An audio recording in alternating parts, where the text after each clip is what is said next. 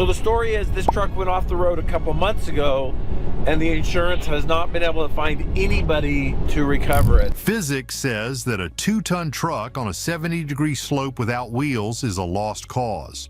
But Matt's off-road recovery has a different idea. They travel across state lines to face a Toyota Tacoma that slid hundreds of feet down a desolate mountain.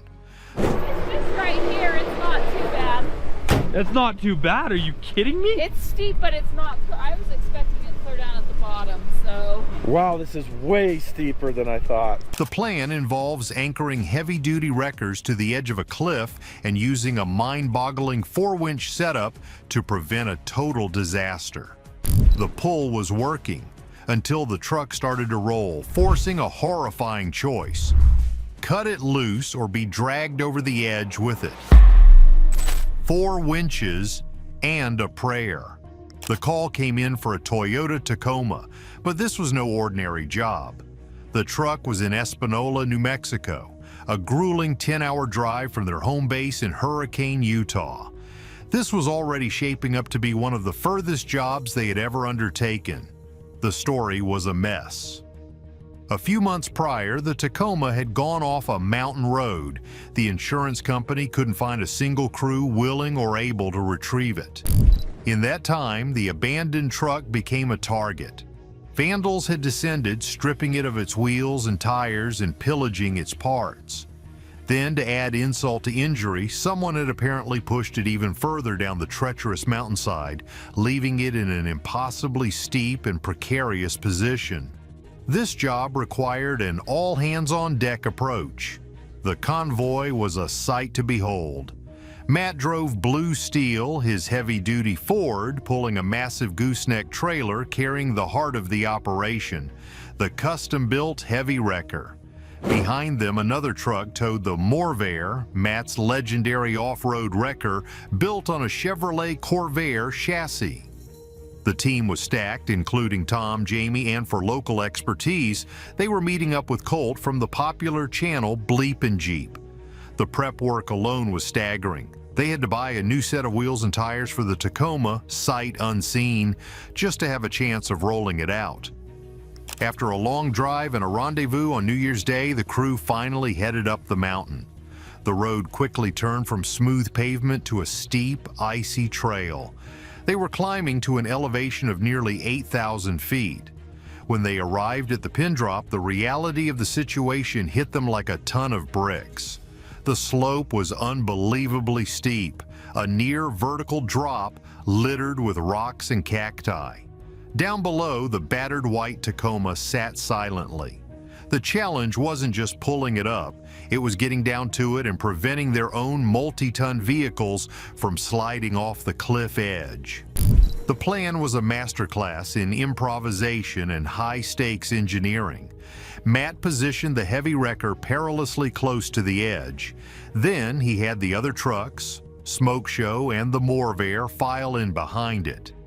The idea? To use 4 separate winches in a complex, coordinated pull. 2 winches from the main wrecker and 2 more from the other trucks, all working together. Matt himself called it a deadlift.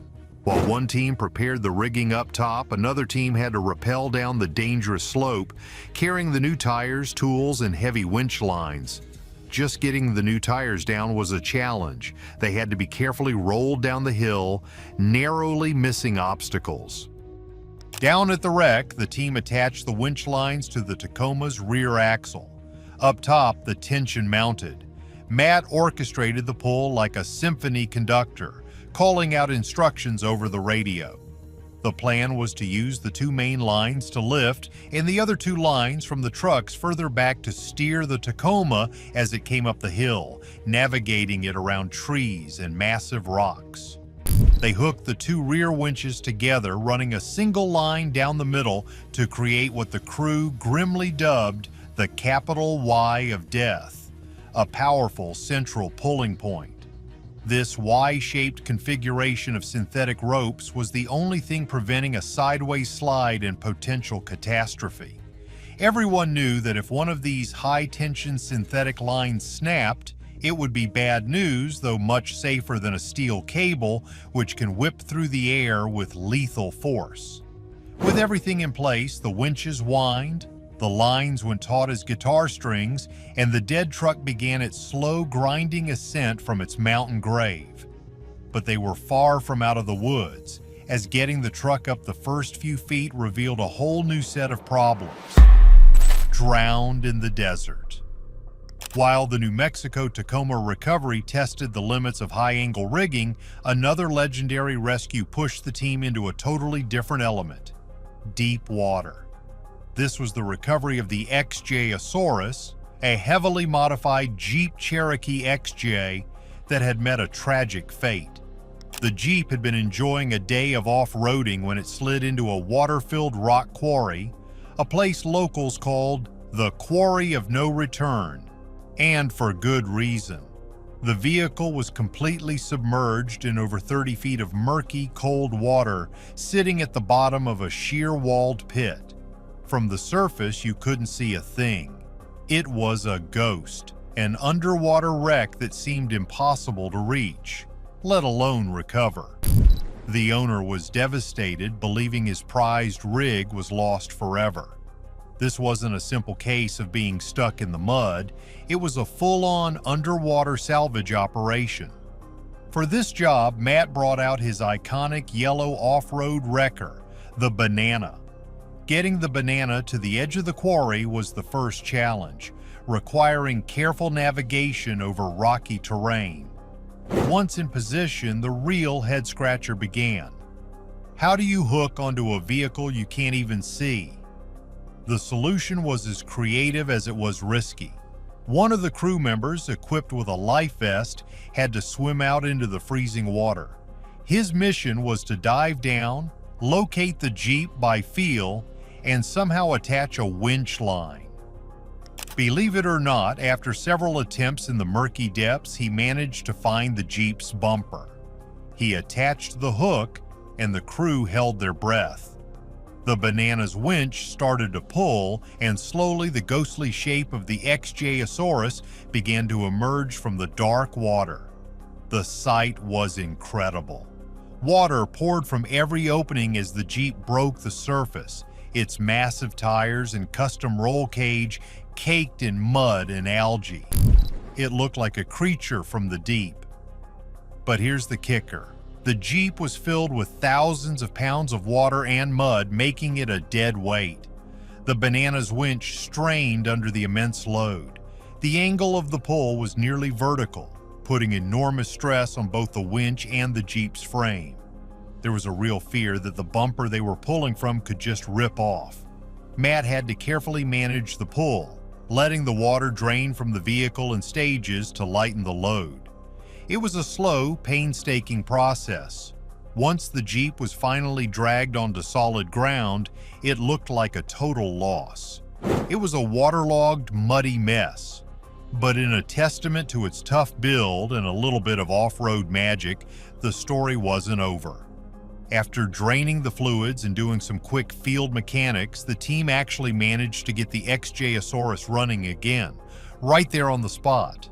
It sputtered back to life, a true resurrection from a watery grave.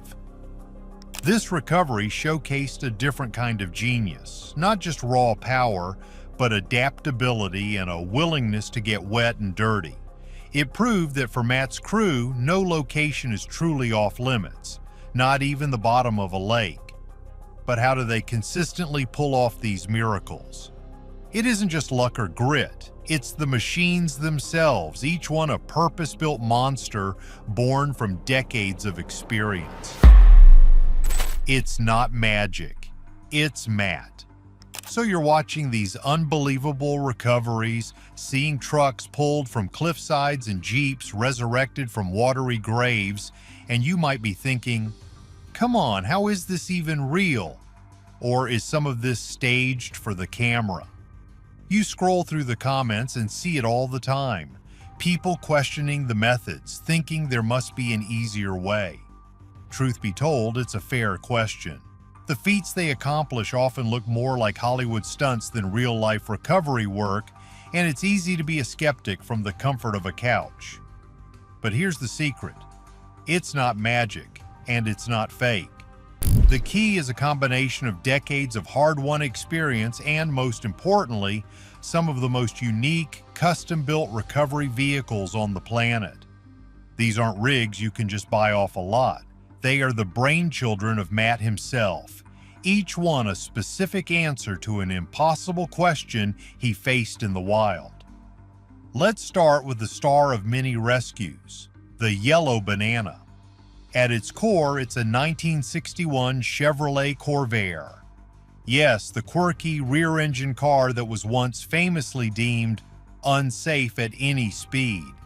But Matt saw genius where others saw a failure. He understood that the rear-engine design naturally puts weight over the drive wheels, giving it incredible traction. He took this underdog and transformed it into an off-road beast. The original body sits on a custom-built tube frame, and the old air-cooled engine is long gone, replaced by a modern, powerful Chevrolet Ecotec engine that provides reliable horsepower.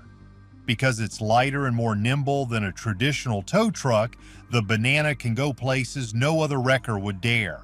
It can scramble up rocky ledges, squeeze down narrow ATV trails, and cross terrain that would buckle a heavier vehicle, all while possessing the pulling power to rescue vehicles twice its size. Then there's the Morvair, a 1964 Corvair wagon that started life as a simple family car. This isn't just a support vehicle, it's another custom-built recovery rig that acts as a force multiplier. Like the Banana, it's been completely re-engineered for off-road dominance. It often serves as a mobile anchor point, as seen in the New Mexico Recovery, or as a secondary winch platform. Its presence means the team can create complex multi-angle pulls that distribute force and allow for steering a casualty vehicle around obstacles. Think about that. They aren't just dragging a car forward, they are lifting it, pulling it, and guiding it sideways all at the same time. This level of control is what turns a potentially destructive drag into a graceful extraction. And it's only possible because they have multiple independent winching points from these agile machines. And we can't forget the heavy hitters. When sheer, unmovable power is needed, Matt brings out the big guns. This includes his heavy-duty tow rig, Blue Steel, and the massive military-style wrecker it hauls. This beast is the ultimate anchor. When you're trying to pull thousands of pounds up a steep, loose incline, you need an anchor that is heavier and more stable than the force you're exerting. The heavy wrecker is that unmovable object, the solid foundation upon which the entire precarious recovery is built. Without it, the smaller, more nimble rigs could simply be pulled from their perch. The thing is, what you don't see on camera are the countless hours of design, fabrication, and trial and error that go into these machines. Matt's background isn't just in towing, it's in engineering and problem solving. He sees a problem, like a truck stuck on a narrow ledge, and builds a solution. Every vehicle in his fleet was created to solve a specific set of problems he encountered over years in the business. It's also about the gear you barely notice. The synthetic winch lines they use, for example, are a game changer. They're lighter, stronger, and far safer than old-school steel cables, which can store incredible kinetic energy and whip around lethally if they snap. The complex rigging setups aren't just thrown together, they are calculated applications of physics to maximize pulling power while ensuring the safety of the crew. So when you see a recovery that looks too easy or too perfect, it's not because it's fake. It's because you're watching a master of the craft using tools he built with his own hands, perfectly suited for the impossible job in front of him. You are witnessing a high-stakes chess game against gravity, and Matt is playing 5 moves ahead. It's the culmination of a lifetime of turning "it can't be done" into "job done." But here's a thought. With recoveries this extreme, is it only a matter of time before they face a situation that even they can't conquer? Let us know in the comments, like and subscribe for more incredible stories.